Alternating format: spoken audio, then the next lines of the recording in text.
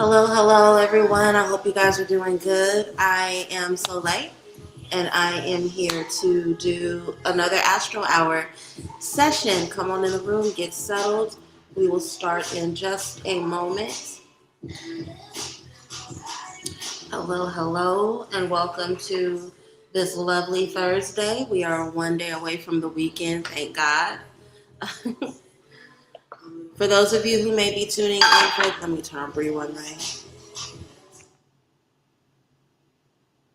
Okay. All right. If this is your first time tuning in, welcome. If you are returning, welcome. I'm Soleil. I am the cover mother of Vision of Dawn Tour. I am the founder and facilitator of the Charm School Mentorship Program.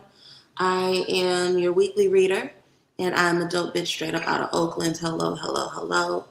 Hello, Nicole. Good to see you. So we are here for Astro Hour. This is typically a bi-weekly segment that I do where we talk about the major astrological transits that are happening in the weeks and the months to come. But because the cluster of movement that I'm going to be talking about, so in 3 days, we have 4 planets doing a lot of things. So I'm going to talk about the first 2 to be mindful of tonight. And then next week, we'll do another Astro Hour where I talk about what's going on with Mercury and Venus. But for tonight, we are going to talk about next week's new moon in Taurus.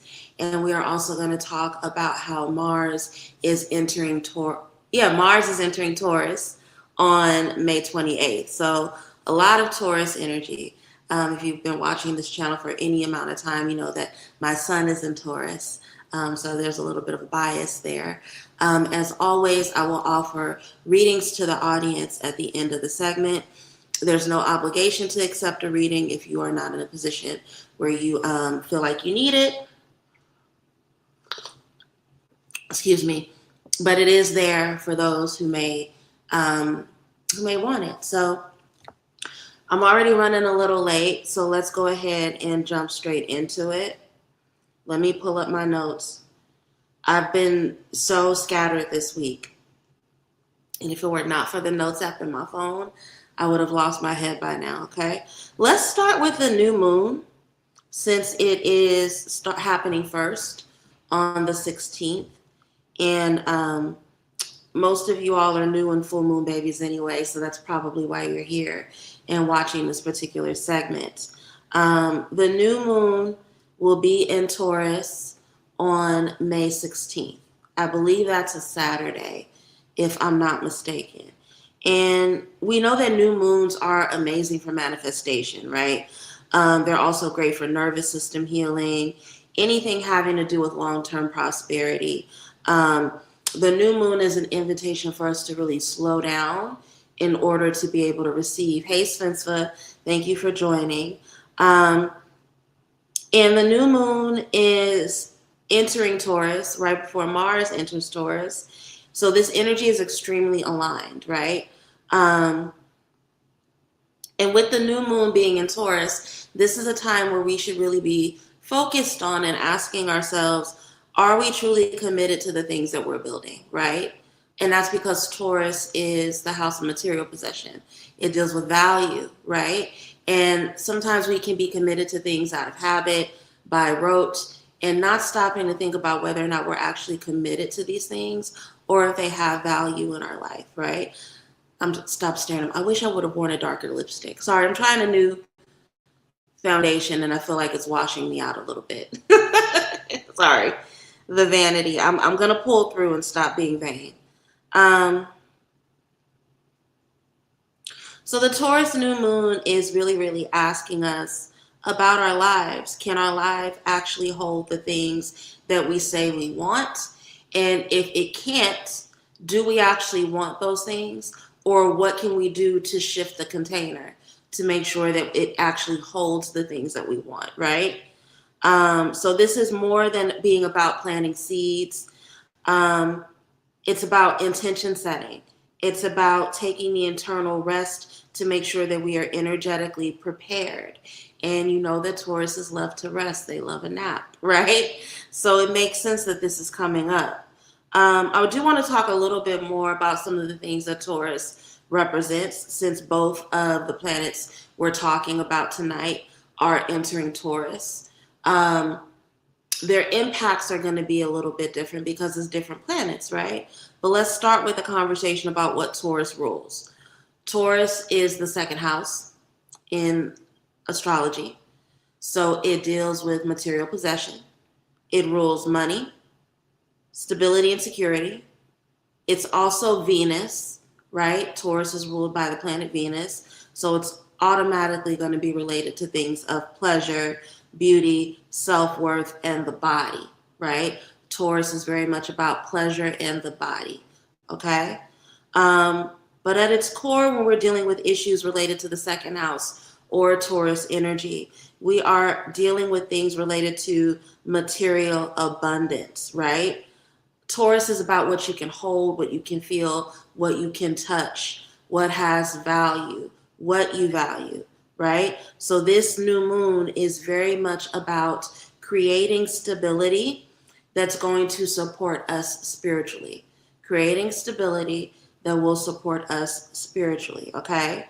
So here's the thing, and it's interesting because Tauruses have a reputation for being lazy.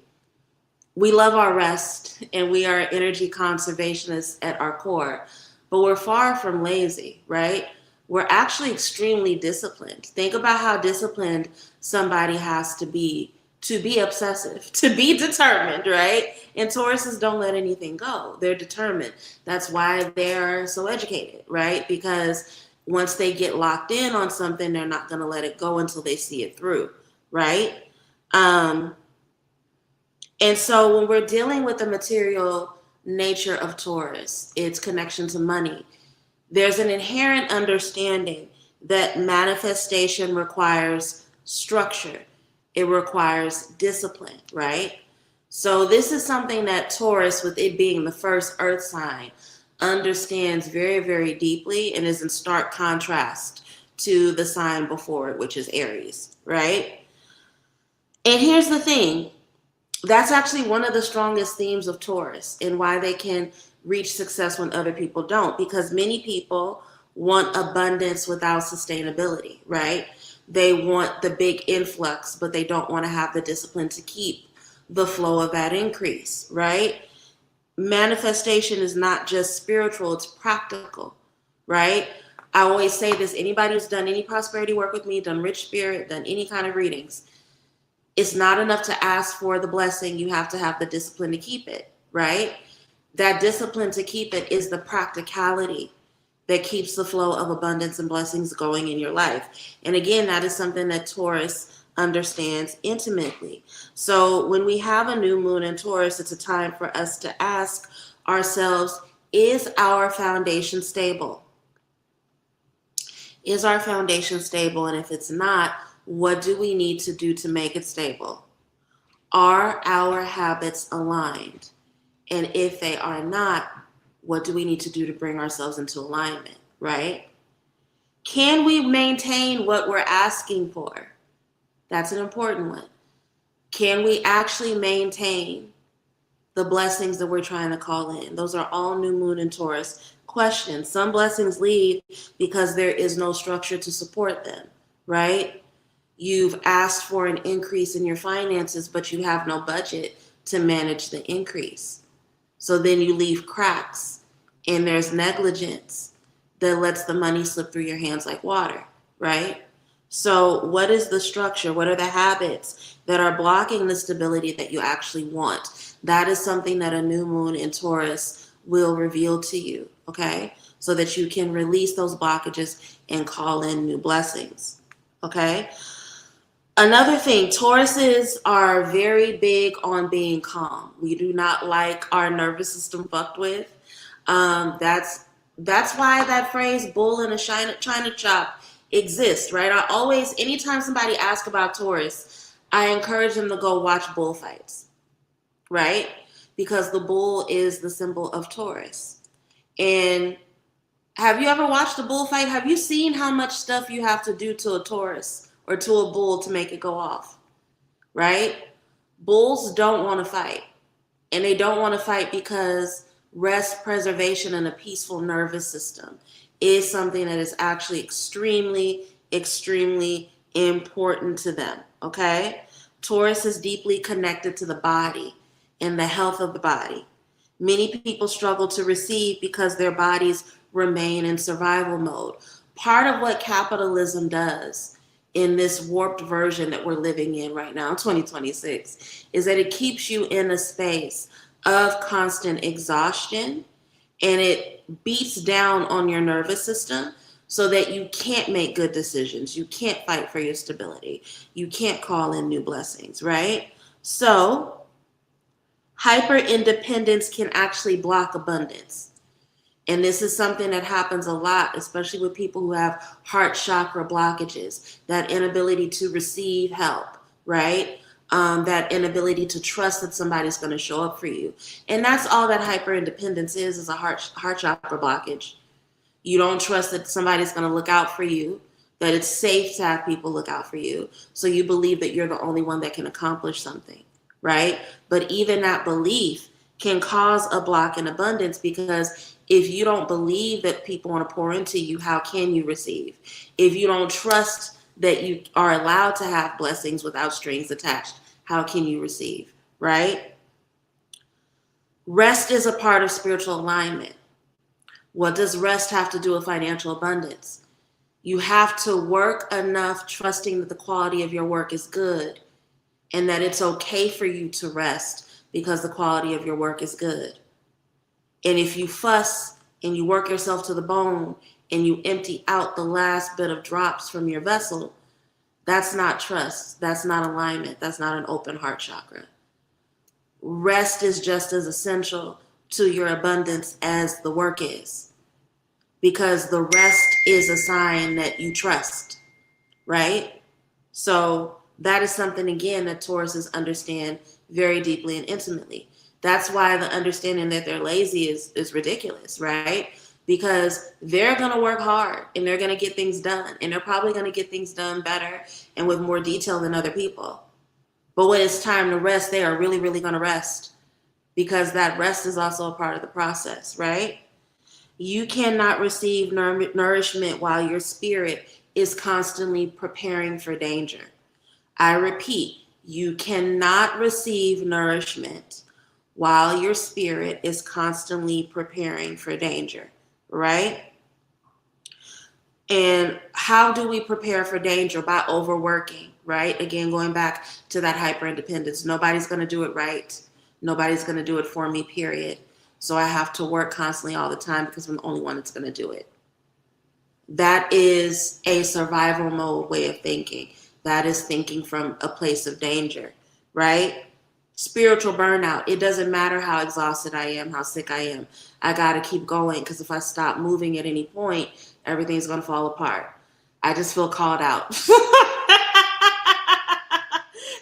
something that my Virgo moon struggles with. It's okay to rest even though you're burnt out. But yeah, when we push ourselves beyond spiritual or physical burnout, that is moving from danger, right? That is your spirit preparing for danger. You don't think it's safe to stop, even when your body is screeching to a halt, right? Any kind of scarcity trauma, right? Believing that if somebody else receives, that's taking from your blessing. Believing that there's not enough blessings to go around. All that scarcity trauma will block abundance, right? Confusing struggle with purpose, thinking that you have to suffer and that suffering is a part of your purpose. That will block abundance, right? So these are all things that, don't be surprised if they rise to the surface on the 16th when the new moon is in Taurus. And if they do rise to the surface, it's because that new moon in Taurus is calling you to understand, hey, you can't bring in your blessings. These are things that are literally in contradiction to the blessings you're trying to call in. So it's an opportunity for you to let them go so that you can welcome in peace and abundance, okay? So I would encourage you, if you don't already have a money bowl, Using the new moon in Taurus would be a great opportunity and a great time to do a money bowl. Um, if anybody wants a money bowl class, I'm just realizing I've never taught one. So that may be something I need to teach you guys at some point. But doing a money bowl, if you already have a money bowl, working your money bowl, right? Creating a prosperity bath, doing any kind of altar beautification, right? Understanding that your altar is in of itself a portal, right? So making sure that your altar is clean and beautiful, lush and abundant, so that you can call that same energy into your material life, right? Another thing that's good to do during the new moon in Taurus, cooking intentional meals, right? Tauruses love food. We just do. It's nothing to run from. But it makes sense. We are Venusian signs born in the middle of spring. That's when all the great fruit comes to bear, right? So cooking a meal that's intentional, not just for you, but one that you can share with your ancestors, right? So thinking about the foods and herbs and things that represent prosperity, material safety, cooking those things, right? That's another thing that's good to do. But I also want to talk about the third thing that I have written down that's an extremely important part of Taurus, and especially a new moon in Taurus, okay? I don't have one. A class would be great. All right. I need to start keeping a notepad with me because whenever I'm doing these lives, I get ideas for classes and then I don't remember them after. And then when I'm actually trying to plan classes, I'm like, oh my God, what should I teach? But yeah, I think that's, if you don't have a money bowl, you should definitely have one. So I will teach a class on that. Taurus energy will also activate your relationship to self-worth.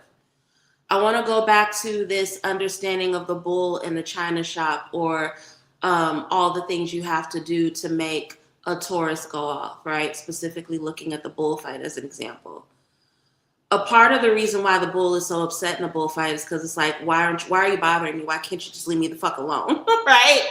Tauruses are very aware of their self-worth, and they almost get offended, not almost, they get very offended when other people are invested in misrecognizing them or misrepresenting them, because they take their self-worth and their definition of self very seriously, right? People can often self-sabotage because struggle feels familiar, right? What does that have to do with self-worth? If you believe that you are deserving of struggle, you will always call in struggle, right? And a successful Taurus is one that does not believe that they deserve struggle. That's why they get so disgusted with people who want to put negative things on them, like laziness, like struggle, right? Taurus placements, anytime there's a transit in Taurus, is going to be an opportunity for us to really ask us to examine what it is we tolerate, what are we putting up with, what are we settling for, and why are we settling for it? How we price our labor, that's one I'm struggling with. I haven't raised my prices in almost 2 years, and I'm getting kicked in the neck about it now. Whether or not we believe ease is possible, right? Because that's another one. If you don't believe that ease is possible, if you believe that struggle is your birthright, what are you always going to call in, right? So we got to really ask ourselves, are we the people that are chasing chaos because we believe that chaos is our familiar, it's our baseline? Or are we so disgusted by chaos and so unfamiliar with it that we're doing everything in our lives to structure repelling it, right? So if you are settling in your relationships, not just romantic, friendships, familial, community, right? If you're struggling in your relationships, don't be surprised if that comes to the surface while the moon is in Taurus, right? If you're over giving without reciprocity, if you're staying in a draining environment, if you have a fear of slowing down, all those things are going to come to the surface, right? What would your life look like if you truly believed you deserve stability? Gonna ask again, what will your life look like if you truly believed you deserved stability? Hey, Dulcinea, good to see you. Hey, Aisha. Hey, La Balin. Hey, MJ. The last thing that I want to talk about related to Taurus is growth. And I want to talk about it in relation to planting seeds, because that's what this new moon in Taurus is really about, being intentional about the seeds we plant, being intentional about what we call in. And a lot of times being intentional means asking yourself, are you prepared for what you're calling in, right? That's why I love the Seven of Pentacles so much, because it's not enough to call a plant a seed. You got to prune it. You got to prepare your environment for it. And that's everything that the Seven of Pentacles is about, right? Slow growth is still growth. And I think that this is something that's at the heart of Taurus energy. When you think about the myth of the tortoise and the hare, or the story of the tortoise and the hare, we already know that the tortoise is Taurus, right? Taurus energy is not flashy. It's beautiful, it's regal, but it's not a flashy energy. It's not loud. It's not quick. It values consistency over speed.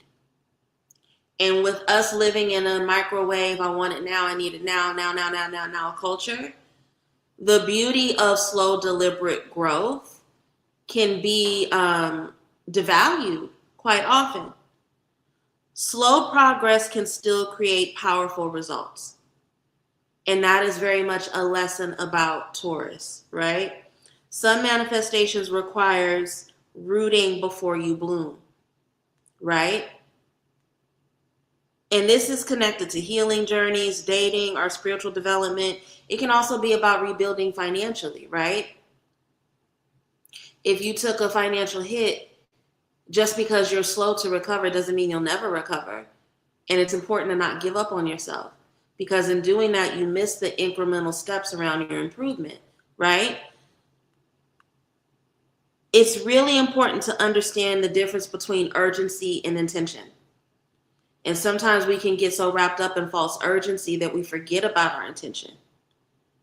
This is a time when the new moon is in Taurus to think about the difference between hustle and sustainability. You're not meant to hustle all day 24/7. You're not meant to grind yourself to the bone. Hustling should happen in spurts. Sustainability is consistent and constant, right? So those are things to be mindful of.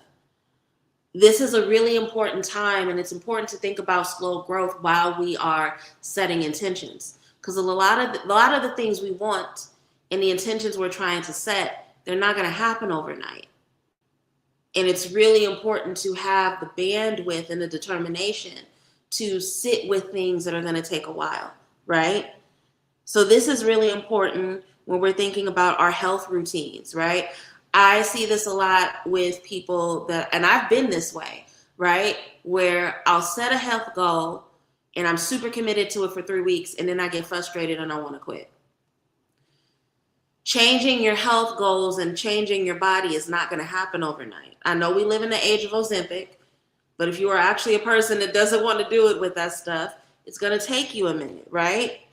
Financial stability. Well, think about a card like the King of Pentacles. His wealth is developed over time through sacrifice and adaptability, right? A lot of what we're trying to call in is not going to happen overnight. Grounded, healing love. If you want a love that's going to stand the test of time, you are going to have to vet that person. You're going to have to make sacrifices around that person. It's not going to happen overnight, right? Self-esteem. I know I'm fine shit. I know I'm beautiful, but I didn't get here overnight, right? All the good things that we want for our life, they take time to develop, but they also take intention. You have to be committed to them, right? Taurus is about not just intention, but commitment. So you have to set practical intentions, set realistic goals, right? Be consistent in those goals and exercise patience. Those are all things that a new moon in Taurus is really here to teach us. Taurus teaches us that devotion is a manifestation practice. How devoted am I to my goals? Am I so devoted to my goals that I'm going to be just as grateful on Sunday when I only make one step towards my goals as I am on Thursday when I've made 7? What does my gratitude look like? Those are all things related to Taurus, right? So this new moon in Taurus is not asking us to rush. It's asking us to get rooted, to get grounded. It's asking us to stabilize. It's also asking us to nourish ourselves enough to sustain the life that we're praying for, right? So asking ourselves, what are we truly trying to build this season? Where do we need to work on being more grounded, right? What would change if we stopped forcing and started cultivating, right? I think about the Queen of Pentacles, and I always tell you guys she's the Queen of Favor. And the reason why she's the Queen of Favor is because she's cultivated a lifestyle for herself that attracts abundance, right? In my coaching practice, I talk about this a lot because it's how I was trained, as the difference between doing and being. A lot of us want to do, go, but we struggle with being the energy we want to have in our lives. We struggle with being the energy that's going to attract what we want. So what can we do to stop ourselves from trying to force outcomes and to work on actually cultivating it? Okay? Now that's the new moon in Taurus. Now 2 days after the new moon is in Taurus, we also have Mars leaving Aries and entering into Taurus. Let me catch up on the chat. One moment. That mug is cute. Thank you. I got it from Target years ago. Don't judge me. I've had this mug since 2023, but I did get it from Target. Okay. Let's see. Sometimes I feel like I'm not working hard. I'm not being grateful. I think that this understanding that you're not working hard, and that because the work isn't hard and doesn't have struggle attached to it is part of the problem. So I would really encourage you, Dulcinea, to intentionally use this new moon in Taurus to really work through that. Because why do you believe that your work has to be hard? I'm not about hard work. I gave up hard work in my 30s. I'm a consistent worker. I'm a grateful worker. I'm a diligent worker, but I'm not about to work hard. I'm not about to struggle. Hard and struggle are words that I have retired in my life.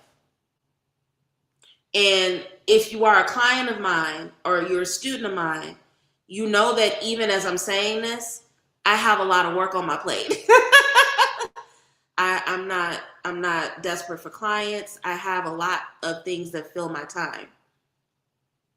And I love the work that I do. Does it require me to show up as my full self? Absolutely, but it's not hard. And I'm not going to bring hardness into it. And I have let go of clients because they want me to bring hard into it, not understanding that hard is the problem, right?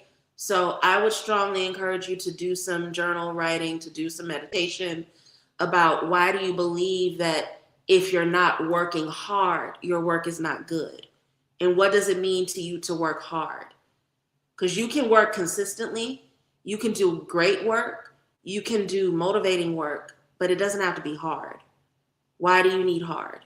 Where is this lesson around hard even coming from? I think those are all things to ask yourself. I am 14 years holistic today. I promise slow and steady wins the race. My body, my self-esteem, all of them grew as my health improved. Yes. I'm not going to go off on this tangent, but you guys have heard me say a billion times that part of what happened when I got really serious about my spiritual journey is that a lot of the health issues, especially around my gastrointestinal health, just went away. It went away. And it was a slow process, but it was a process that worked. And it was when I stopped pills and when I stopped instant answers that I got what I needed. So I'm grateful to hear that for you. And I hope other people get to have that experience too. That's a struggle for me, the being part. Yeah, a lot of people struggle with that. I didn't even know what that meant until a few years ago. And I'm not gonna lie, when I was in my coaching program, I used to get frustrated and angry when they would say that over and over again. I was be like, God, what the fuck do you mean being? But it's one of those things that you're not gonna understand it until it clicks for you. Let's talk about this Mars in Taurus energy for a little bit, and then I'll pause to take questions from the audience, okay? Mars enters Taurus on May 18th, and it will stay there until June 28th. So for about 6 weeks, we're going to have Mars in Taurus. And so we're moving from the impulsive, frenetic, quick, intuitive almost kind of energy of Aries being in, or Mars being in Aries. And Mars is exalted in Aries. It wants to be there. Mars doesn't necessarily want to be in Taurus. It's not exalted in Taurus, not at all. But that doesn't mean that there isn't an immense amount of benefit. There actually is. And when Mars enters Taurus, this is a time where we understand that slow movement and slow motion does not mean weakness, okay?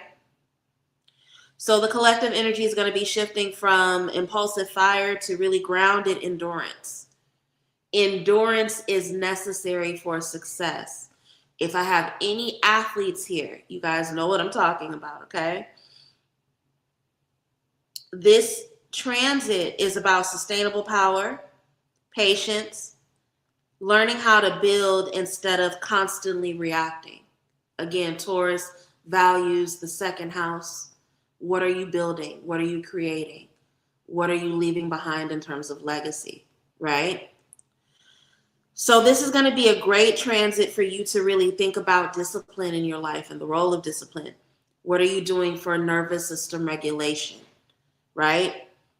How are you setting yourself up for long-term manifestation instead of having to constantly do little quick things to solve problems or put out fires, right?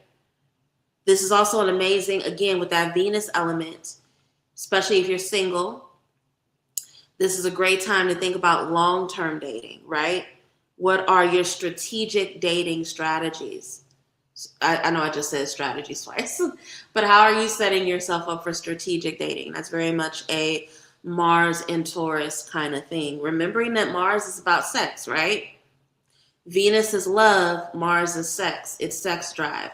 How are you getting your back cracked? Like, those are things to think about whenever we're dealing with a Mars transit. And with Mars being in Taurus, how are we bringing sensuality into our sex lives? Okay. But it's also a good time for embodiment. How are we taking care of ourselves? Do we feel rested? Do we feel nurtured? Do we feel taken care of? Okay. We are moving out of survival mode energy of Mars and Aries and into a mode of building. Mars and Taurus is really asking us, what are we actually sustaining, right? Now, this is important to remember. Mars represents, I mentioned sex drive, but it's the planet of war. So it deals with aggression, action, motivation, conflict, your survival instinct. Taurus is about values, comfort, the body, pleasure, patience, self-worth, money. Mars is naturally and inherently fiery and fast, while Taurus is slow and deliberate. So do you see now why Mars does not like being in Taurus? It's conflicting energy. But just because there's conflict doesn't mean that there isn't a gift or a blessing, right? So this is a transit that changes how you pursue what you want. Mars and Taurus is here to change how you pursue what it is you want.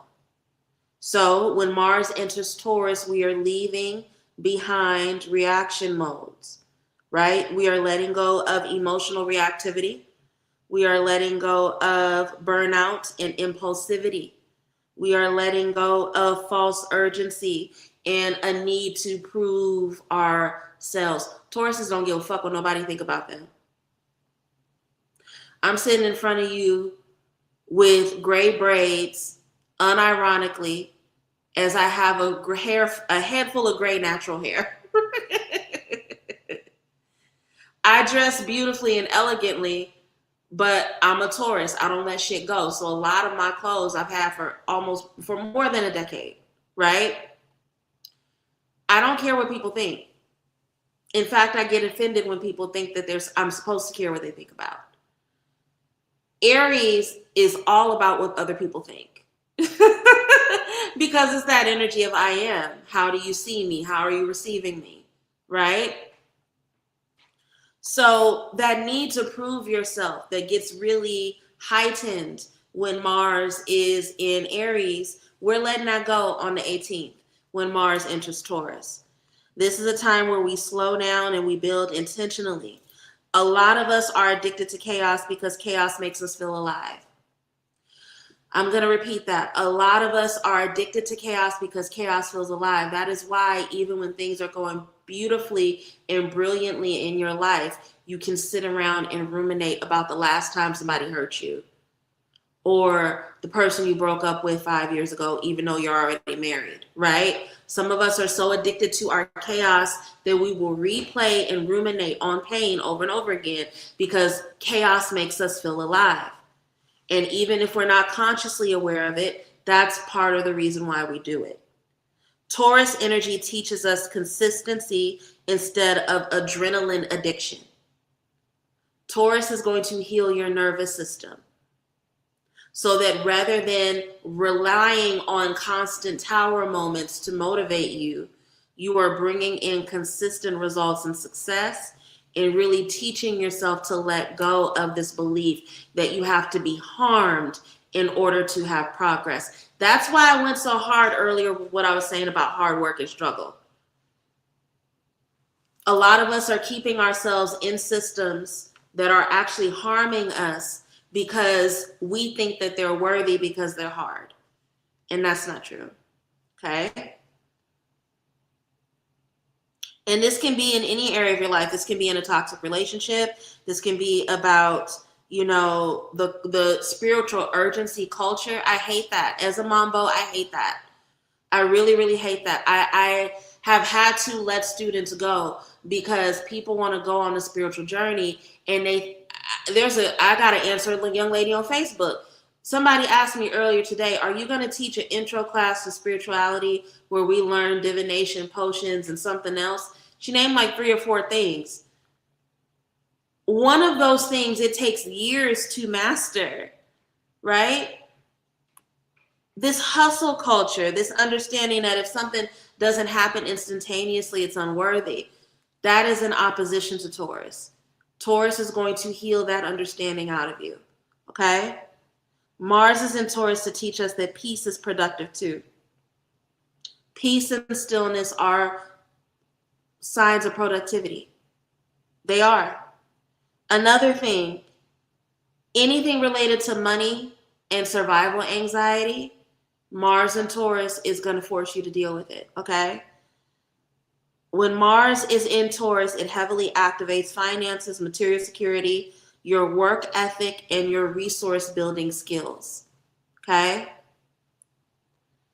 Many astrologers are connecting this transit to an opportunity for financial restructuring.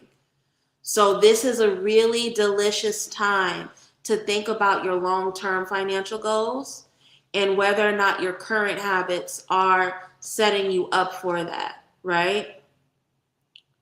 So people will become more protective over their energy as well as their resources. I've been telling y'all for about a good 4 months now, stop loaning money to people. Stop loaning money to people. Stop loaning money to people. I don't care how much you think you have, stop loaning money to people, right? Hopefully Mars and Taurus will really get some of you guys to understand why that wisdom has been coming up as of late, right? There's going to be a collective focus that shifts from quick money to sustainable income. We're literally on the last day of Rich Spirit. And anybody who's done Rich Spirit, y'all know that's a conversation we have, right? That's something that comes up when I'm supporting people through writing their petitions. Don't think in terms of what you feel like you need right now. Because if you only think about what you need right now, you're going to think from a place of desperation. and you want it to happen instantly. Think about what will sustain you so that you don't even have to be in this position again of needing something instantly in this moment, right? So it's the difference between quick fixes and sustainable security, financial security, right? Don't be surprised if you find yourself being hypercritical of your emotional spending habits while Mars is in Taurus. Or, again, because still Mars is still impulsive, it's still fire, right? Or if you find yourself feeling a need to spend more or do a more emotional spending. If you are one of those people, slow down and ask yourself why. Because Mars in Taurus is meant to make you look at that, right? If your fear-based scarcity thinking starts to increase, try to really lean into your care habits, right? Journal with yourself, meditate, ask yourself if your fears are actually rooted in reality. But scarcity mindset will be exacerbated while Mars is in Taurus, right? Because while Taurus is really fighting to make us feel secure, again, Mars does not want to be in Taurus. It doesn't want to be in a slow energy.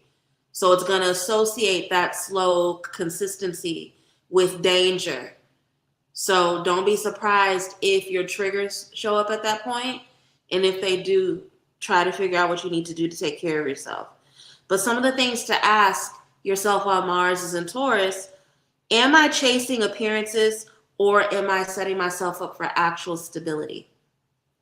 Am I chasing appearances or am I setting myself up for actual stability, right? I'm going to save that example for later. Does my lifestyle support my nervous system? Does my lifestyle support my nervous system? If you're saying you want to regulate your nervous system and you're working 16-hour days, you're doing it wrong. Okay?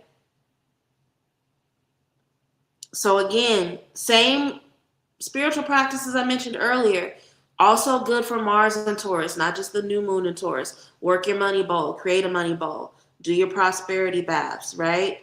Any kind of financial prosperity protection work, right?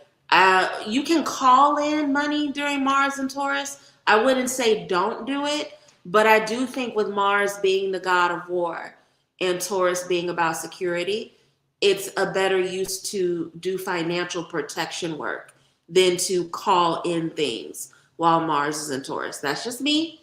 But also home blessing work, right? Blessing your home so that it is a space of abundance, so that your literal home sets you up for prosperity and provision. Those are all things that I think are really good to do while Mars is in Taurus, right? Now, again, I mentioned earlier that Mars is sex and sensuality, right? It is sex drive. So why am I bringing this up? I just lost my place in my notes. Give me a second. I'm bringing it up because Mars and Taurus will change romantic energy very significantly, right? The themes of sensuality and loyalty, as well as the nature of your attachments, are going to come to the surface while Mars is in Taurus, right? This is a time where people really crave reliability right now. So if you've been in a situationship that's not going anywhere, don't be surprised if you feel particularly perturbed and over it while Mars is in Taurus, because you want something that's going to be reliable, right? Grand gestures are going to matter a lot less to you than how people show up consistently, right? I always make this joke that the Taurus motto is talk to me nice. Shout out to Dream Doll. But seriously, anybody who thinks it's okay to talk to you like you shit, but then they praise you in front of other people, or they show up with flowers, or they do some big, all that shit, you're going to be over it. Because if it's not in alignment with how they consistently show up and care for you, it's going to irritate your spirit, right? Words are not going to impress you as much as people's actions. Again, Mars, God of War, how you show up, your actions. Taurus, value. You are going to value people's actions over grand gestures while Mars is in Taurus, okay? This transit exposes people who love bomb but cannot sustain. So that's Seven of Cups energy. People's masks are going to be falling, right? The people who love bomb you because they want to get something out of you but have no intentions of following through. All those people who future fake. All those things will be exposed, right? So be prepared, because this is meant to set you up for discernment, right? As well as embodied attraction. Really looking at, okay, how did I attract people that behave this way, and what do I need to do in my embodiment to repel them or get them away from me, right? Now let's talk a little bit about the shadow side of Taurus, because that is a real thing. I mean, I would love to say that we're just perfect, but you know, there is a shadow side to every single sign. So let's talk about it with Taurus. Some of those shadow aspects of Taurus is that they are extremely possessive, right? Remember that they are the polarity of Scorpio. And polarities are more alike than what they want to acknowledge, right? So Tauruses can be really possessive too. So don't be surprised if you find yourself trying to cling to people, trying to cling to things that are meant to be released at this time. Tauruses can also be jealous, right? There is a jealous streak that shows up in the Venusian signs, especially in Taurus. So if you find yourself getting jealous, if you find yourself being covetous, rather than acting on those feelings and mistreating the people or the situations that are making you feel that way, stop and do a personal audit. Take inventory. Okay, why am I feeling jealous? What is it that I want in this situation that this other person has? And what do I need to do in myself to bring me closer to having that, instead of being covetous and focusing on this other person? Tauruses don't like to change. We are stubborn. We do not like change. And Mars is still Mars, right? It still moves quickly, right? So if you are presented with an opportunity to change and you are resisting it, ask yourself why. Deal with that. Another thing is, I talked earlier about that example of the bullfighter and all the things that the bullfighter has to do to make a Taurus go off, right? That can seem like a beautiful thing in terms of endurance, but a shadow aspect of that is that Tauruses stay in situations for way too long. They can stay in toxic situations, stagnant situations, dangerous situations for way too long. Sometimes when you watch those bullfights, I've had moments where I've been like, bitch, get that horn and get that motherfucker off of you before the bull actually does something, right? But that is a Taurus thing. They can stay in situations for too long.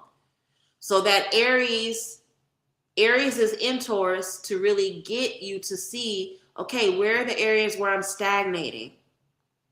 Where are the areas where I'm trying to stay somewhere where I really shouldn't even be here anymore, right? Those are things that get exacerbated or get really tapped on while Mars is in Taurus, okay? So I want to talk a little bit before we wrap up and I take questions from the audience. I want to talk a little bit about nervous system and spiritual grounding, right? Because this is one of the biggest things about Taurus energy. People always say that Tauruses are really, really chill until they're not, right? Until we go off, until we turn into that bull in the china shop. But we're known for being chill because intuitively we understand the importance of a regulated nervous system. Taurus is deeply connected to the embodiment, the body, physical regulation, somatic awareness. What are the needs of your body, the sensuality of your body, right? I've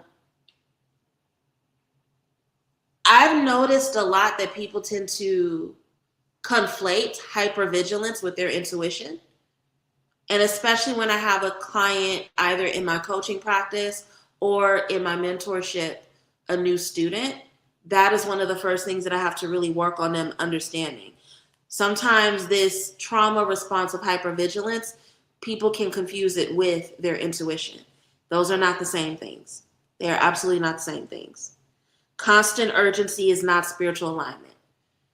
When you are spiritually aligned, you're not always going to feel like there's danger lurking around the corner. That's just not That's not how it works, right?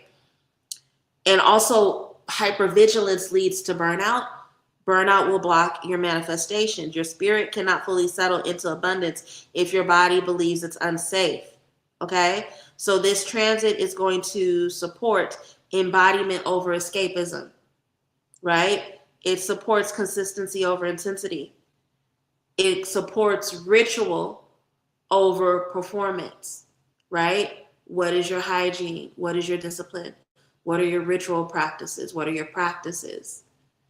They can be small. They may not be the most impressive, fiery things on the planet, but if they work for you and if they give you results, that is what matters, right? So those are all things that are really, really important to think about while Mars is in Taurus. Mars in Taurus is not a weak energy. Is it a slow energy? Yes. But as we've already articulated, slow and deliberate is not the same thing as weak, right? Slowness allows you the opportunity to become rooted.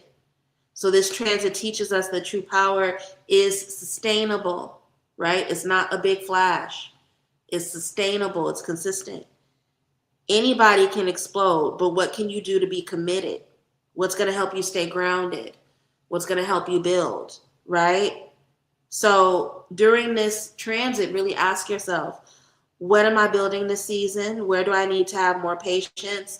What does stability actually mean to me, right? Because again, that Aries energy, that I am energy, that spirit of comparison, some of y'all / us, I'm saying us because it's a collective message, some of us are chasing after things we don't actually want, and they don't even represent our understandings of stability, right? And that's one of the things we got to really confront while Mars is in Taurus, okay?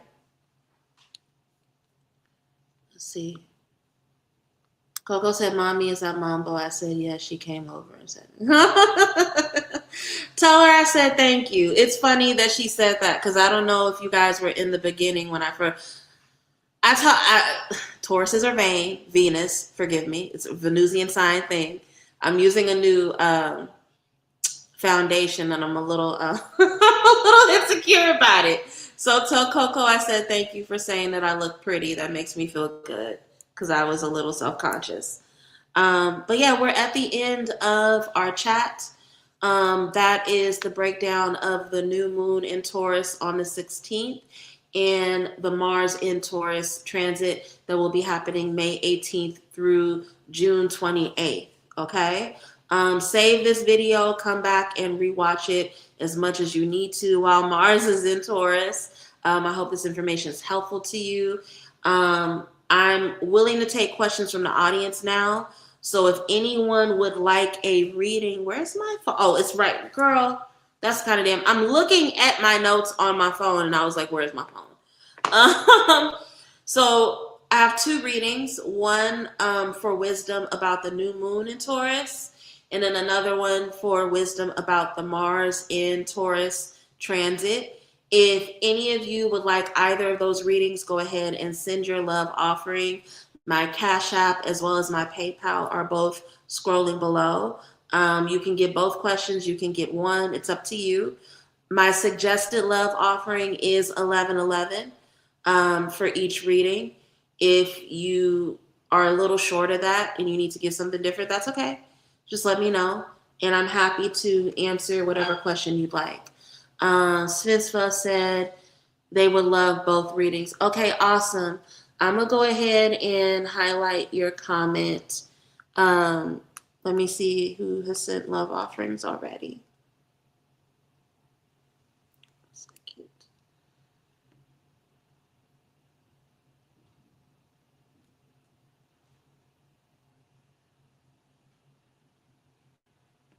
Someone who's watching right now needs to,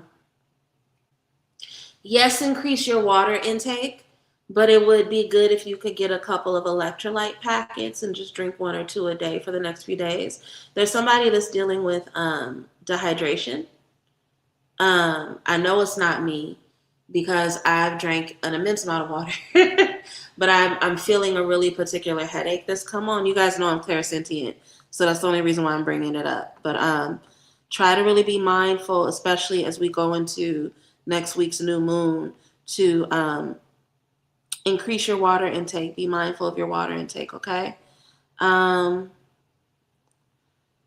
I see, let's see, Nicole, you want both as well. Spencer, let me know when you've sent in your love offering, and then I will read for you.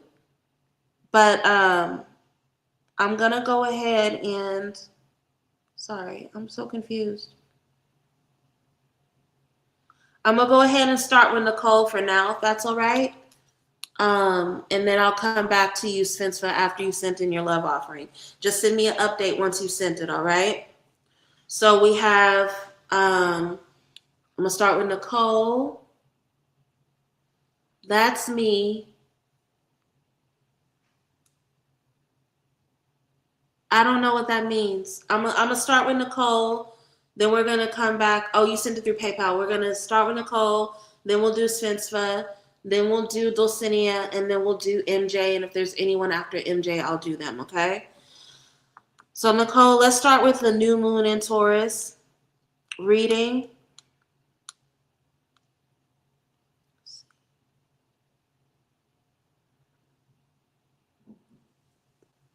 And again, the new moon in Taurus is about manifestation. So this is looking at like your blooming season. This is going to tell you what you need to focus on in terms of nourishment, what you need to nurture, okay? Yeah, ancestors, angels, ascended masters, spirits that walk with me, my elevated ancestors. What wisdom does the new?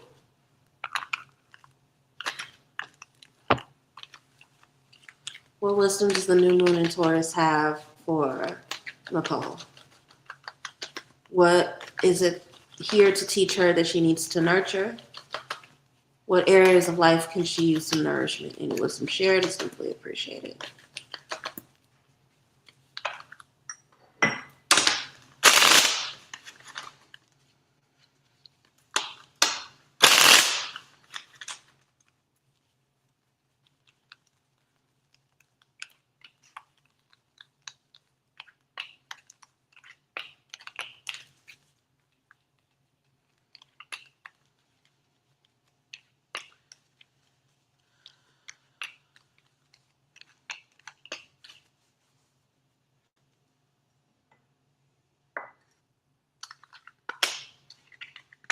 Girl, I done pulled 1,000 cards. Let me... This is supposed to be 3 cards. You know what? First of all, let me just switch decks.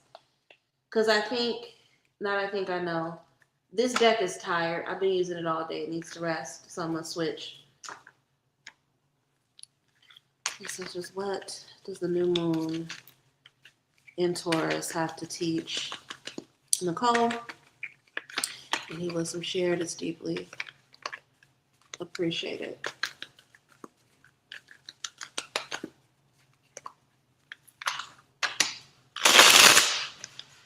The heat is bananas. I work there. Trying to hydrate is like drinking sand. Always in a state of mild dehydration. Been sick for... Okay, that was probably you I was picking up on. Because I was just fine. And then as soon as I started grabbing my decks, I started to feel... And you know what that... If you've been dealing with dehydration for weeks, then you know what a dehydration headache feels like, right? Like that weird, dull kind of feeling. And I'm like... This ain't me. I know this ain't me. Okay. So, Nicole, for you, what needs nourishment? And this is talking about the area of life where you feel depleted or where there's some sort of emotional or spiritual neglect, right? We have the 8 of Swords. I think there's a part of you that fears, and it's interesting because I said this earlier where it's like, there are people that almost feel like chaos is a form of purpose, right? That things have to be hard, and there's almost like a guilt or a waiting for something bad to happen, right? So the 8 of Swords is a place where you need emotional nourishment. You need support in terms of being able to speak your fears out loud so that you can be reminded that they are projections. Right? Because the 8 of Swords is fears that are not necessarily rooted in reality. But if we hyperfixate on them too much, they can become real, right? So you need the emotional nourishment of being safe to even say, like, I have this worry, I have this thing, so that the people who are around you who love you can remind you, like, hey, that's not reality. And do that before it actually becomes a real thing, right? So that's what's coming up in terms of the what needs to be nourished. What are you being asked to cultivate? A spirit and a habit, a routine of knowing when it's okay to walk away from things, right? Eight of Cups, sometimes we can stay in things for too long out of guilt, out of feeling like, we're not, if we're not of service, we're not purposeful. And the Eight of Cups is literally walking away from something that doesn't serve you, but understanding that you worked hard, right? That you did your best. And that as long as you put your best into something, that it's okay to walk away and take on something new, right? That's very much something that you're being called to cultivate, to not feel like you have to stay in things forever or that you're indebted to things or people forever. It's okay to leave things behind and take on a journey, especially one that's going to fulfill you. What is trying to bloom in your life? King of Wands energy. It's okay to be a little arrogant. It's okay to toot your own horn. It's okay to be a little self-involved and flashy and pretty to a certain degree, right? King of Wands, along with the Queen of Wands, are known for being very beautiful. You don't have to play small. In fact, this is a time in your life where you are asked to be big and to be bold enough to enroll other people in your vision and to remind people sometimes that your vision is of primary importance, right? Those are all things that will support you in feeling nurtured, and they're seeds that you need to focus on while the new moon is in Taurus. Now let's look at what Mars in Taurus has for you in terms of wisdom. And this is going to be the rooted action spread. Ancestors, what wisdom does Mars and Taurus have for Nicole? Any wisdom shared is deeply appreciated.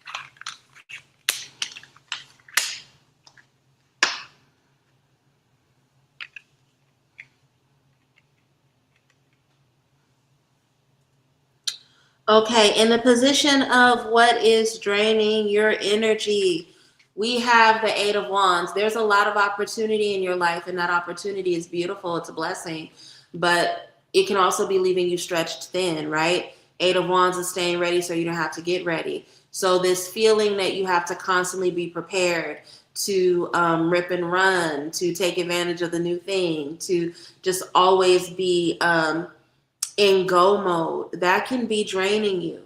Another thing about the Eight of Wands is that it represents like electronic communication, right? Because it's things that come in fast. So you could also be in a state where you feel like the majority of your communication with people that you love or the things you care about is just happening over the internet. And there could also be just a need for like face-to-face connection and interaction, right? But those are the two things that are definitely draining your energy at this point. And could also have you feeling a little bit like you're in survival mode. What requires consistent effort? What needs patience and discipline? Where long-term growth is possible? We have the Five of Cups. Now, here's the thing. There are things, Five of Cups is sometimes depression, but I don't think that this is necessarily depression for you, but I do think it is hyperfixation on the past, right? I think, and this is why it's coming up as what requires consistent effort. I think that there are things that you ruminate on about your past, or that when you sit still, your heart and your mind kind of goes back to. And Spirit is saying embarrassed. There's a part of you that's embarrassed that still happens, right? Now, here's the thing. When a feeling makes us feel shamed, it makes it even harder for us to confront that thing, because if we're ashamed of it, we want to run from it. So this is why it's saying it requires consistent effort from you. The things we ruminate, we can't break that habit overnight, right? Sometimes it takes a while to really confront and sit with why something has broken our heart or why we return to it. So being patient with yourself when this happens is something that you really have to learn how to do, right? What does grounded power look like for you? The World card. Grounded power for you looks like understanding how blessed you are and really embracing this chapter that you're in of immense blessing and opportunity without apology. That's what it looks like for you. It looks like having enough not only embodied confidence to be comfortable with this period of celebration and new opportunities that's coming your way, but also having the healthy boundaries to not feel like you have to make your blessing small or shrink yourself when you're around people who aren't in that phase of their life. Okay? I hope that that was helpful for you, Nicole. I hope that that resonated with you. Yes, I do think a lot. I coulda, shoulda, woulda. Yeah. And it's important. I'm saying this as somebody who ruminates as well. It's important to not shame yourself around it. Because if you shame yourself around it, then you'll be in denial about it, and you can't fix it if you're in denial about it. And I know I am blessed and loved. Yes, I love that for you. Absolutely. Absolutely. Never shrink. Don't ever let anybody make you feel like you got to be, apologetic about that. That is a beautiful, beautiful, beautiful blessing. Okay. Svenstva sent their blessing through PayPal, and they also want both readings. So I'm going to go ahead and do theirs now. I'm going to start with Mars and Taurus for you, Svenstva, since I'm going to start with Mars and Taurus for you since that's what I already have up. Okay. Let's see.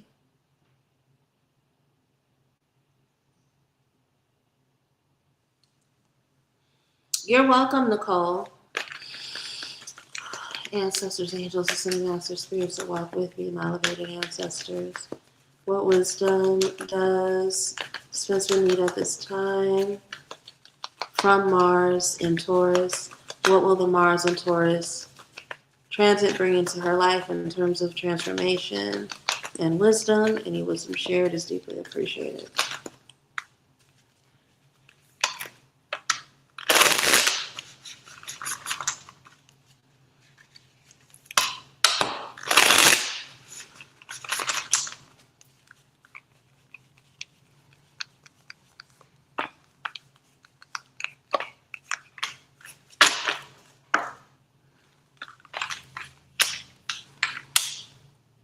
Love this. In the position of what is draining your energy, we have the Sun card in reverse, false positivity. I think that there are times, I know, there are times where you may feel like you can force or control the speed of change in your life through false positivity, right? When the Sun card is in reverse, it is someone trying to control an outcome through toxic spirituality and false positivity. I keep repeating false positivity, but it's almost like you feel like if you perform everything being all right and having all the right answers, that will show up in your life. But that's low-key draining you because the performance is incongruent with what you may be experiencing internally. So giving yourself permission to just be comfortable where you are authentically instead of feeling like you got to put on a performance, right? That is something that Mars in Taurus really wants to help you work on and work through. In terms of what requires consistent effort, what needs patience and discipline, we have the Page of Cups. So your intuition is strong and your connection to spirit is strong, but right now there is a tendency to use it for escapism, right? Which I guess is why the Sun card is in reverse. It's like your interest or your connection to spirituality is one of escapism, instead of using your spiritual connection to really impact your lived experience, right? And that's something that the Page of Cups is learning how to do, learning how to use their spiritual connection to create the life they want for themselves, or to use what they see in their imagination, or to bring what they see in their imagination into reality, as opposed to escaping through spirituality or their imagination. I wouldn't be surprised if you do a little bit of daydreaming, like maladaptive daydreaming through the day. If so, that's something that you need to really kind of work on, right? But the Page of Cups is coming up saying that you got to work on being connected to spirit while using that wisdom to shape your world, as opposed to using it to escape your world and your reality. What does grounded power look like for you? It looks like mature action and embodied confidence through the Justice card, right? The karma of getting back what you put into a situation, right? Understanding that Justice card in the sense of tarot is about taking justice into your own hands. And I can see now why the Sun card came up in reverse, right? Because if you continue to move from a space of false positivity, you will continue to get flimsy results and false results.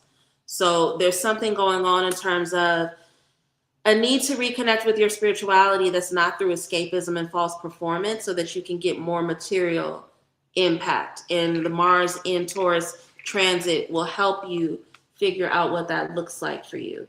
Now, let's look at what the new moon in Taurus has for you, okay?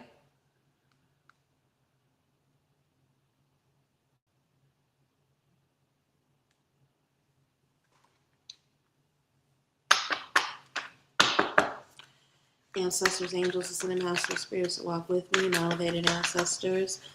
What wisdom does the new moon in Taurus have for Svenstva? How is this new moon here to nurture and support her? Any wisdom shared is deeply appreciated.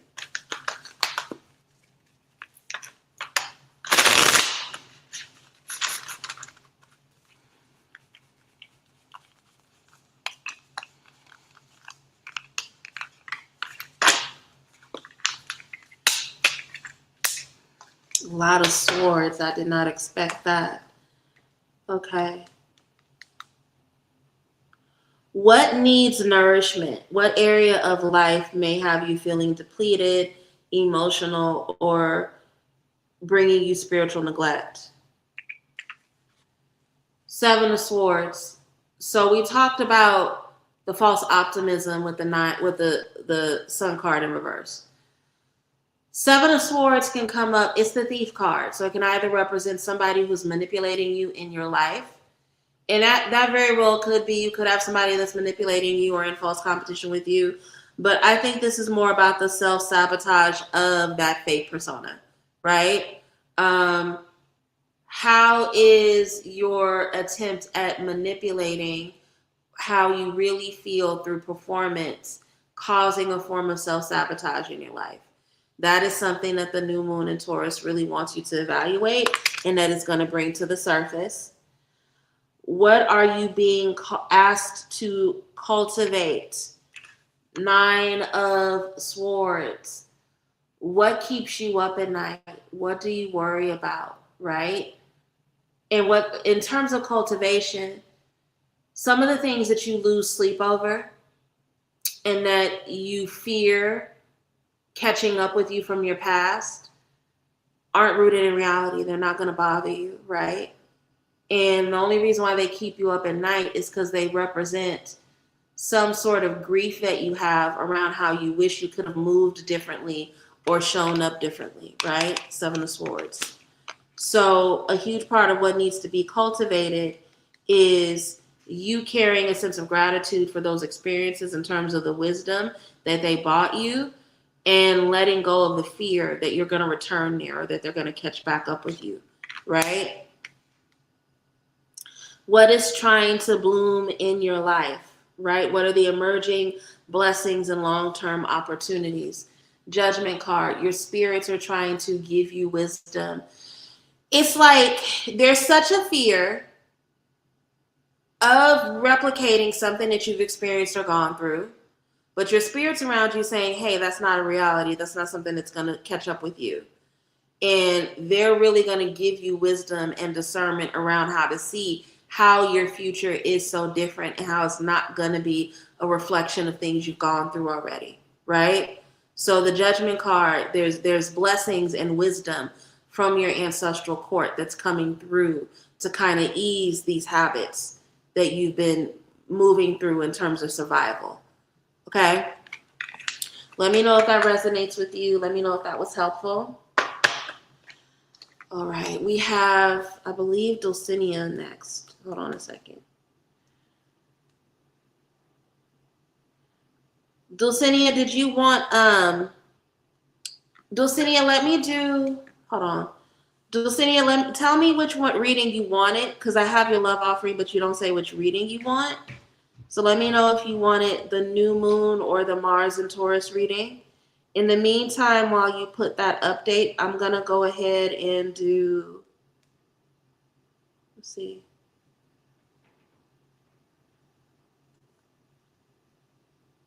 Svenska said, wow. So I'm just going to assume, I'm going to assume that wow was an affirmation that,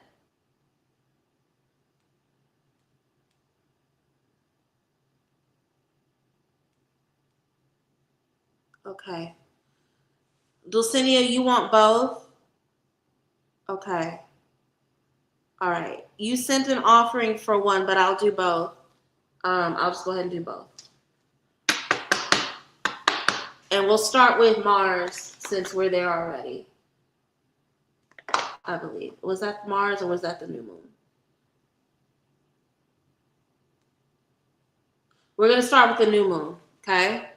I'll do you, Dulcinea. Ancestors, angels, ascended masters, spirits that walk with me, and elevated ancestors. What wisdom does the new moon in Taurus have in store for Dulcinea? How is this new moon in Taurus going to nourish her? Any wisdom shared is deeply appreciated.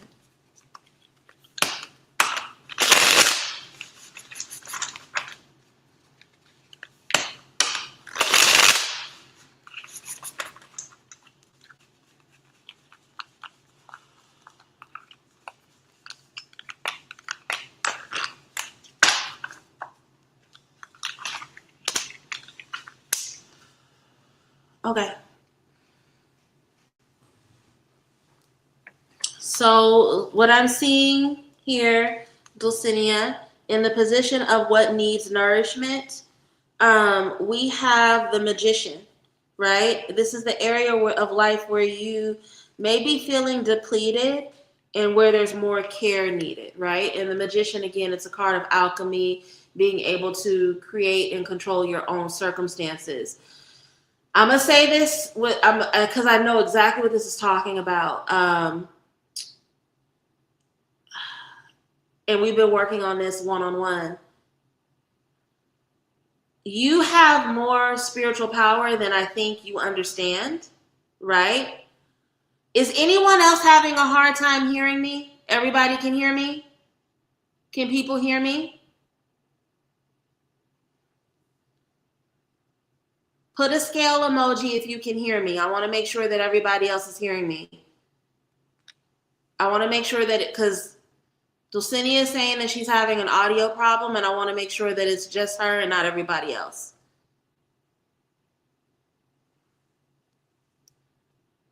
Okay.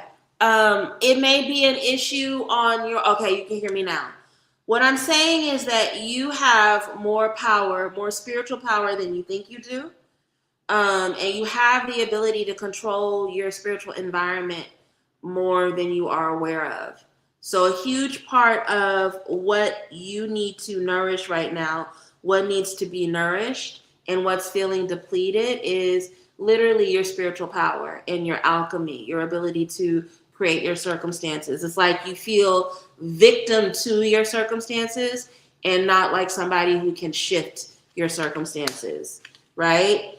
In the position of what are you being asked to cultivate, a Page of Pentacles stance where you are learning through experience, where you are trusting what you learn through the act of doing and understanding that the act of doing and learning in real time will cultivate in wisdom that brings you wealth in the future. And I'm using the word wealth, but it may not even be necessarily just money, wealth related to money. It can be a wealth of wisdom. It can be a wealth of tradition and knowledge, right? In the position of what is trying to bloom in your life right now, what are the emerging blessings and long-term opportunities? Spirit is trying to push some things out of your life that you're trying to cling to, right? There's something that you are trying to make permanent that was never meant to be permanent. And the more you cling to it, the harder it's going to be for your blessings to come in. So as a Tower moment unfolds, let it happen and stop seeing it as something that's being done to you and see it as something that is happening for you, right? Now let's look at Mars in Taurus.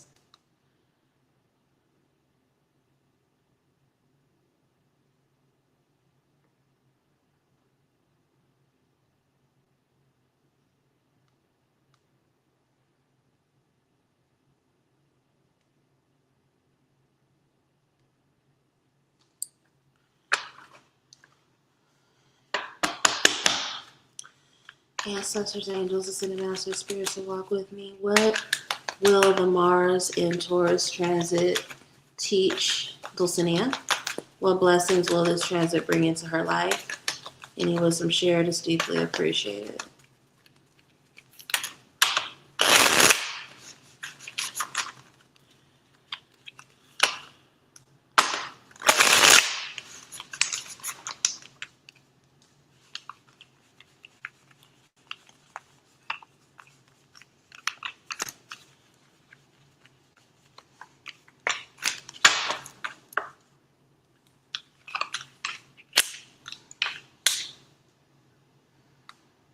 Love this for you.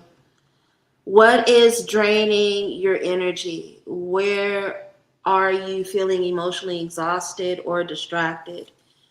We have the Nine of Pentacles, which I feel like is a really interesting card to have here.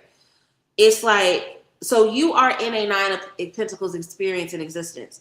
You have everything you need. You're very stable. And even the things you don't have, you have the capacity to create a situation where you have the bounty, you have the things you want to need. But it's almost like you feel like it's not enough, right? And typically when we're in a Nine of Pentacles energy, but we feel like it's not enough, it's because we're comparing to other people. So part of what's draining you right now is instead of focusing completely and 1,000% on your own Nine of Pentacles experience and the blessings and stability you have, there's a spirit of comparison that needs to be let go because that spirit of comparison is draining you. What requires consistent effort? What needs patience and discipline? Very similar to, but slightly different from the last person, right? You have to consistently remind yourself which fears are actually rooted in reality and which ones are projections, right? Which ones are distortions. This is my absolute favorite depiction of the Eight of Swords because it's so accurate. You see how in her actual self, she's completely fine, nothing wrong with her. But when she looks at her situation, she sees herself bound. She sees crows picking at her. She's all scarred up. Your reality is not one that even matches the kind of fears that you project into it.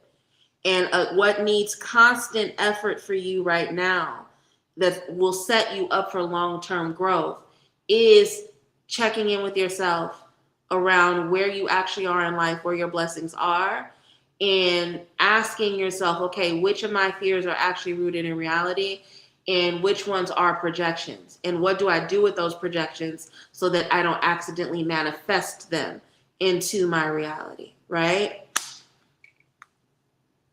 What does grounded power look like for you? When you are embodying confidence, stability, and mature action, who do you get to be? King of Cups, right? Somebody who is spiritually in attunement, who not only offers leadership and nurturing capacity to their community, but compassionate leadership, right?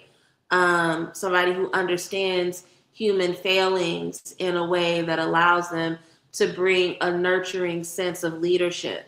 This is who you get to be, right? If you allow Mars in Taurus to really shape you. Let me know if that resonated with you, Dulcinea. Let me know if that was helpful for you. Okay. I remember, Tori, you sent a love offering, but I don't see a comment here that here I go. You want the Mars and Taurus reading.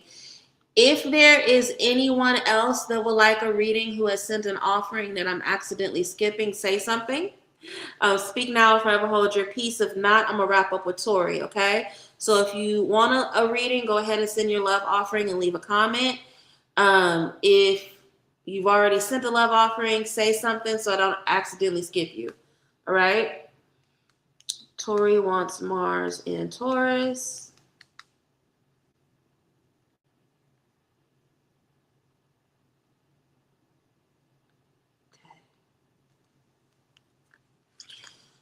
Okay, MJ, which reading did you want?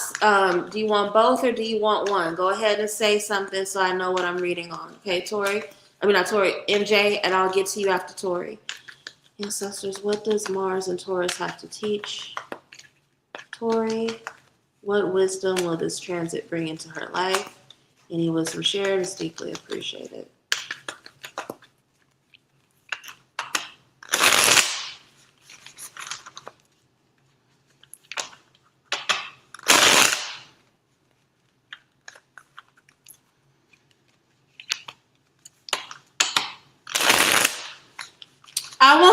You so cute, MJ. I wasn't gonna forget you. That's why I asked. I'm doing my best to make sure I get to everybody. I wouldn't forget you. Please don't forget me, Mambo. Okay. All right, sorry. So, in the position of what is draining your energy, where your energy is leaking, what is distracting you, what is putting you in a survival pattern. You lack gratitude. I love this. I keep every time I pull a card, I'm like, I love this depiction, but it's just such a good deck. 9 of Cups. I love this one because unlike the traditional 9 of Cups where the person is sitting on that stool in front of the cups, we see this person trying to grasp the cups.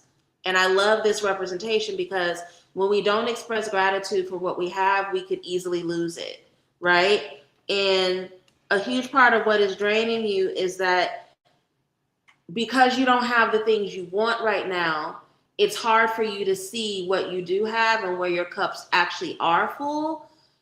And Spirit is like low-key warning you that if you don't express gratitude for where the cups are full, those will escape you as well, right? So my hope is that you can use this Mars and Taurus transit to really, really work on that and cultivate a sense of gratitude. What requires consistent effort? What needs patience and discipline? Knight of Cups, the card of the lover, the card of the poet, the card of the big romantic gesture. You have to start really nurturing yourself and loving on, and for lack of better words, romancing yourself the way that you want a romantic partner to nourish you, right? There's a thing that happens when Knight of Cups comes up where it's like people are sitting around and waiting for their knight on a white horse or their knight in shining armor. But part of the Knight of Cups energy is about being in action because the knights are action, being in action around the kind of romance and whimsy and beauty that we want a partner to pour into us, right? So that's something that you got to start working on more consistently because it will dictate the quality of love that gets called into your life. In the third position of what does grounded power look like for you, I love this. When you have grounded power, you are in your strength card energy. You are not just understanding how strong you are, that you have the capacity and the capability to face your challenges head on, but you are authentic. right? You are authentic in who you are, how you move, so much about the strength card is about authenticity. And it's about being in integrity with self and doing the things you know you need to do, not just the things that look good to other people, right? So there's a lack of a rebuking or a rejection of performativity that's connected to the strength card. And when you are your most grounded self, this is who you are, okay? So that's what's coming up in the Mars and Taurus reading for you, Tori. Let me know if that resonated with you or not. I'm going to start with Mars and Taurus for you, MJ, just because that's where we are. I'm assuming that MJ is my last reading. If there is anyone else that would like a reading after MJ, say something in the comments so I don't skip you. If not, we're going to wrap up with her. All right? You are very, very welcome. All right, MJ. Ancestors, angels, ascended masters, spirits that walk with me. What wisdom does the Mars in Taurus transit have for MJ at this time? How is this transit going to shape and transform her? How does it set her up for consistency and stability? Any wisdom shared is deeply appreciated.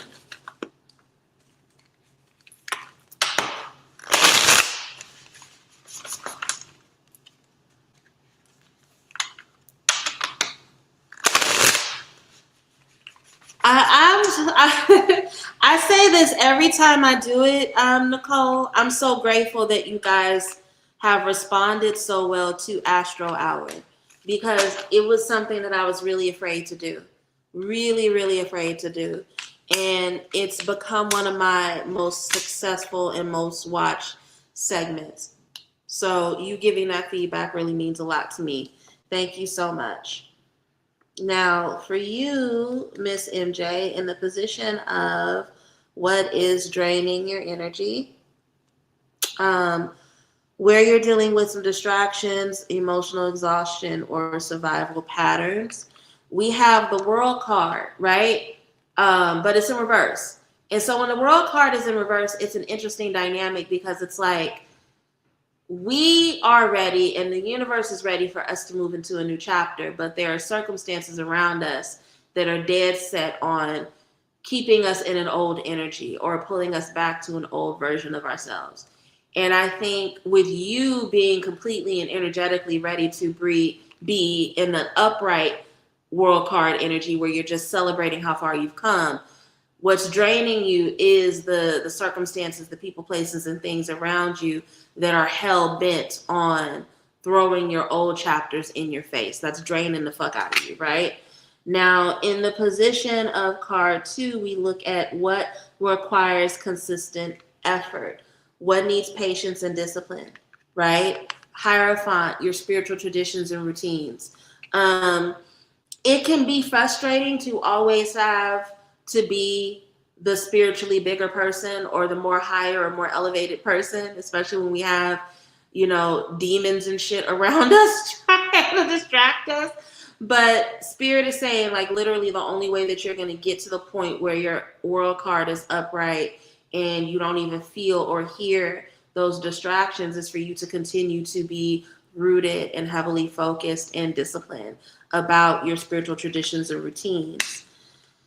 Who you get to be, what does grounded power look like for you? I love this because I feel like this is already naturally your energy. When you are grounded, you are very much an embodiment of the Queen of Pentacles. You attract favor easily. People want to work with you. They want to see you win.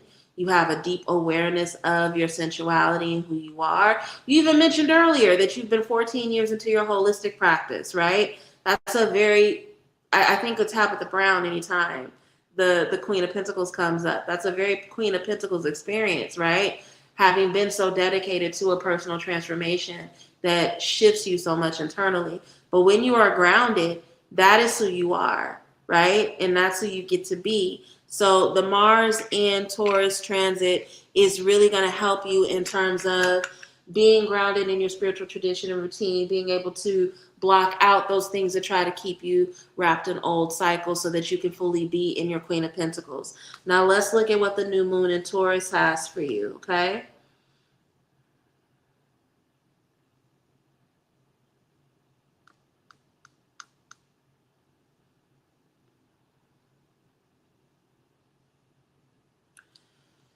Ancestors, what does the new moon in Taurus have in store for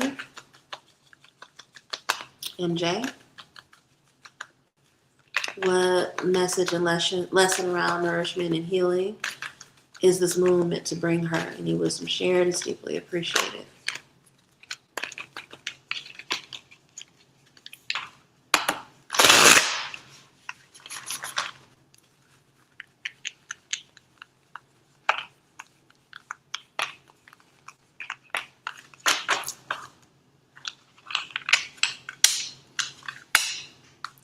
I love this. Okay. I love this for you. Hold on a second. What needs nourishment? What is the area of your life that's feeling depleted or maybe causing a sense of emotional or spiritual neglect? We have the Eight of Wands, Cupid's arrows, but it's also stay ready so you don't have to get ready. I don't know if you've ever seen those memes that are like born to be baby girl, forced to be a big dog. That's what I'm thinking while the Eight of Wands is coming up, right? We are in Taurus season, and we have major planets going into Taurus. You really want to be nurtured and loved on. You want to be spoiled. That's why Cupid's arrows, right? Eight of Wands, what needs nourishment? Look, you're going to be successful, MJ. You already do a lot of things. Give yourself permission to focus on being a lover girl right now because it's what you need in your spirit anyway. Focus on being a lover girl. Make your man spoil you because that will really enliven you and put you back in touch with your passions, okay? In the position of what are you being asked to cultivate? Similarly, this came up, same position earlier. And it's interesting because in your last spread, we talked about the people that are trying to keep you in old chapters. You lose sleep over that. That hurts you. And so what you need to cultivate is an understanding and an identity that you're never returning back to those things. Doesn't matter how much people try to put you back in that energy. You're not going back. It's not coming back, right? So there's no point in you losing sleep. So you have to cultivate a sense of strength and security in that it doesn't matter how much people try to throw your past at you. You're not that anymore, and you're not returning back to that, okay? What is trying to bloom in your life, right? What are the blessings emerging and the long-term opportunities? Eight of Pentacles, the card of somebody who is refining a skill set, the card of somebody who is really understanding themselves as a master of a subject and not just a teacher anymore, right? Again, you just told us 14 years of holistic practice. You have a wealth of knowledge, right? And transitioning out of this space of being comfortable with being a perpetual student and really embracing being somebody who has a skill set that they've really trained and refined is something that this new moon in Taurus is really going to help you with, okay? Let me know if that resonated with you. Let me know if that was helpful. This was a really great Astro Hour. Thank you all for letting me talk about all the things that are great and difficult about Tauruses for an hour straight. I'm excited to see what these two really big Taurus transits have in store for all of us. Next week, I will be back, same time, same place. We will be doing Astro Hour again, and we're going to be talking about what's going on with Venus and what's going on with Mercury later in the month at that time. I will be back on Sunday to do the weekly energy reading, as always.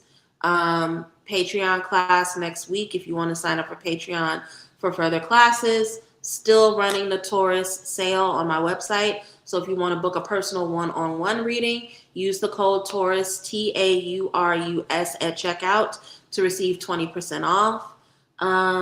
That's it. That's all for now. Everybody get some rest, and I'll see you all in a couple of days. Have a great night.